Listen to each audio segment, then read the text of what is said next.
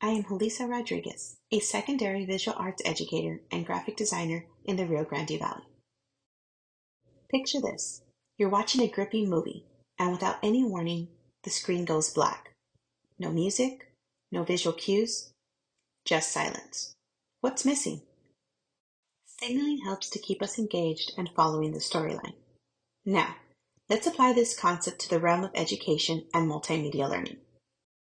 Multimedia learning is structuring multimedia materials effectively in order to maximize learning through the use of words and pictures. Theories and principles provide guidance on how to create and deliver multimedia instruction. Just as a film uses signals to guide us through its narrative, the signaling principle in multimedia learning ensures that content is not just presented, but also effectively conveyed.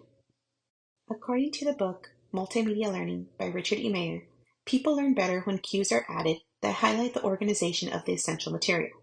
In this segment, we'll uncover how these signals can transform the way we learn and retain information, making the process more engaging and immersive.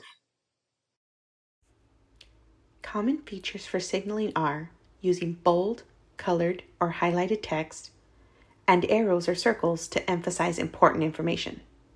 Other elements can be using bullets or headers for visual text and vocal emphasis for audio. Here's an example of a set of instructions for an art bingo assignment that doesn't incorporate the signaling principle. While learners can still work their way through it, the design doesn't provide clear guidance, adding to the cognitive load. When the screen is crowded with plain, uniform information, it becomes challenging for the learner to know where their primary focus should be. Let's look at this example again, but this time showing where the signaling principle was utilized to guide the learner. First, the title was given color to help the learner know this is where to start. Then, as you work your way through the directions on the left, the list of directions are bulleted. Important words in each step were given bold text, and color was added to a subnote for one of the steps.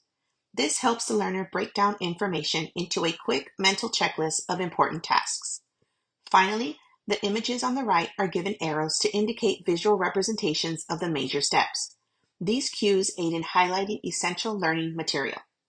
Richard E. Mayer said that verbal and visual signaling reduces extraneous processing by guiding the learner's attention to the key elements in the lesson and guiding the learner's building of the connections among them. Keep the signaling principle in mind for your next multimedia project.